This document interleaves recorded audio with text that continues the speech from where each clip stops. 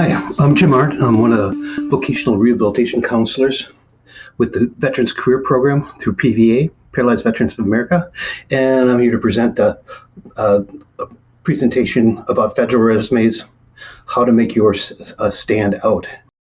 The objectives we're going to be looking at is formatting, how to translate your resume, and then helpful tips. The federal resume, they tend to be different than a private one where they're going to look for some additional information that the private resume would not have. This is for them to make a more deep down look at your experience and where it is and how it would be rated and how it would be compared to what you're looking for and how that experience puts together a package to be able to know where to put you. The piece of information that they're looking for is the employer's name and location.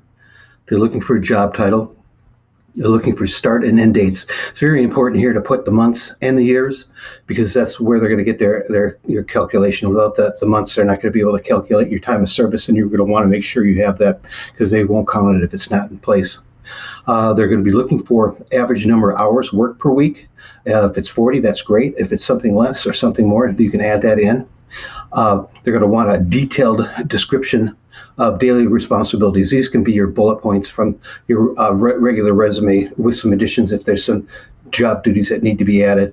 But this is where you want to put the meat of what the job is and what you did with the job, your accomplishments with it, just pieces that can put you up to be looked at for that position. Here too, you want to also add any awards or special recognition that you might have. You want to make sure that you're getting all the credit that credit's due for what you're looking for and what you're applying for.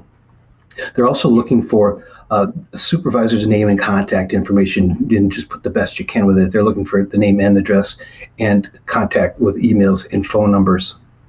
Additional information and hints. Use of a MOS translator for those with military service. Sometimes can be difficult to be able to translate what you did in the military to what a federal job would be looking at. There's several of them. I believe USA Job has one. You can look at company ones, and usually all it is a matter of plugging in your MOS, and then they'll detail the skills. And a lot of time they can align it to whatever job you may be looking at. It can be very helpful putting those pieces, those action pieces and those experience pieces into your resume in a way that doesn't sound as military, and it's easily read by someone that can convert them to what the position is available for.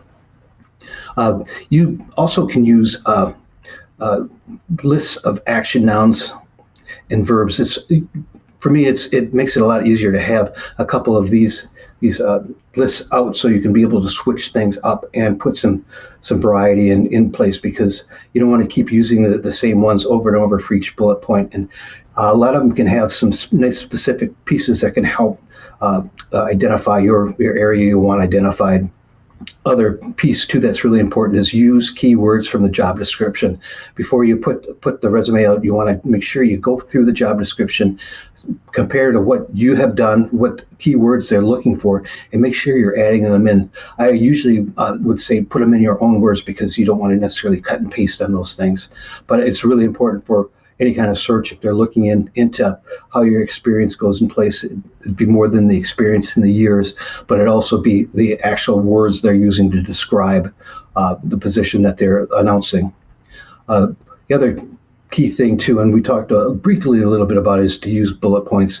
Paragraph form tends to be a little harder to read, and most of the time the paragraph forms can be converted to bullet points for an easy read, because no matter if they're private or if they're federal, you want to make sure that you're getting the attention of the person that's reviewing the resume to get full impact, and usually within a fairly short period of time. Here's some other hints for translating your resume's job duties. You want to be specific.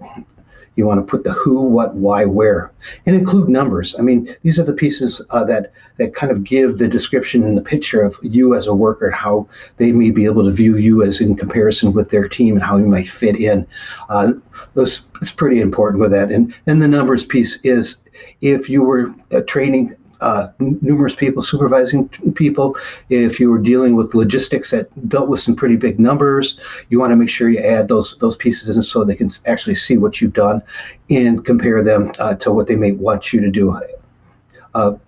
Also, with the job duties, the money, the supervised, the train, the dates, those are, again, those pieces you want to add in just to be able to bolster what you've got. You also want to make sure that your job duties make a complete statement. You don't want to just have half a sentence on one. You don't want to overrun a statement where it could, 3 sentences could be shortened into one that is concise and to the point. So if you need to review what you've written and try to consolidate them, I think that's the best way to be looking for, because it makes for an easier read and a more concise read. Make sure you don't add any acronyms. Consider your audience. I mean, if there's an acronym you have to use, you're going to probably have to list it out, but you want to try to keep it to a point where anyone can read this and understand what you're saying, and not just have to be a military veteran to be able to understand what you're saying with it.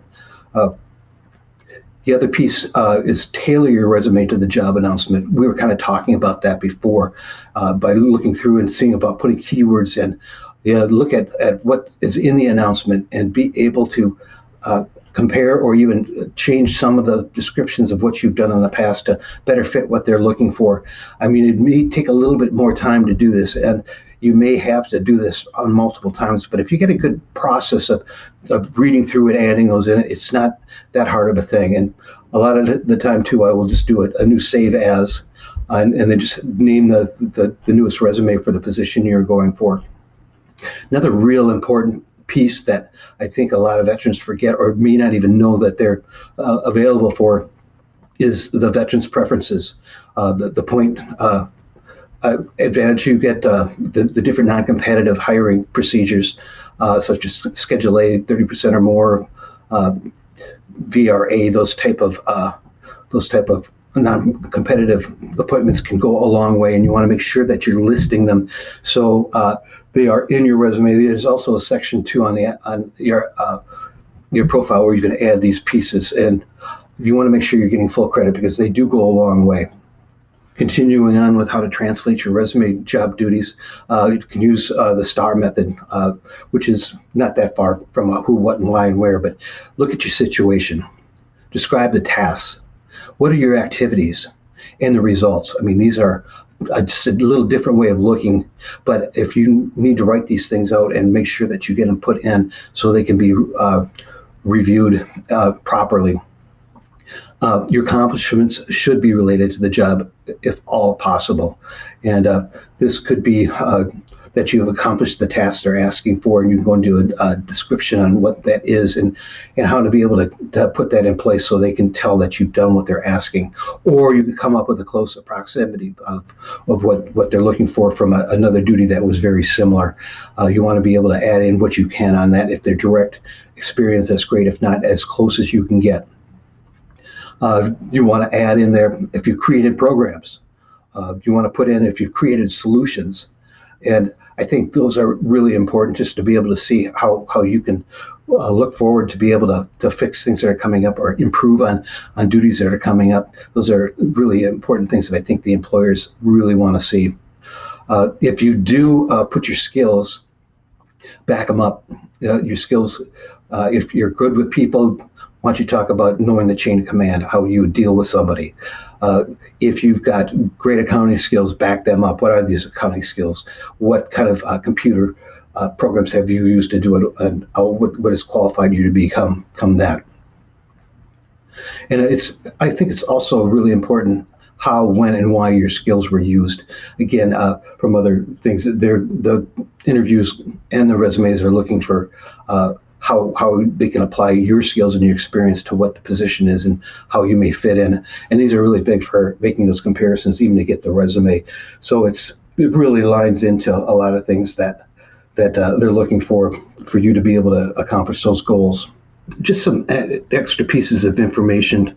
You can go to www.opm.gov and hit policy and get classifications and qualifications for different positions. The other big point too is just to be able to, when you're doing the application, make sure that you are getting all the pieces in, and go down and make sure that you're getting all the documents that are required, because a lot of the time, if you got the resume in, you've made your application, if it's not complete, then they may not move it on. There's also usually at the bottom of those application forms for federal is a contact. It may be a name, it may be an email address, but usually that goes directly to the hiring person that's pushing these jobs. And the best thing to do is, after you get everything complete and you're closing in the deadline, email them or call them, whatever they have got listed, and ask if your application is complete. It's really important just to have all these pieces in, and hopefully you'll be seeing success in a federal career, which has a lot of stuff that's going for it. Thank you for your time. Again, my name is Jim Arndt. I'm a vocational counselor with the Veterans Career Program through Paralyzed Veterans of America. Take care.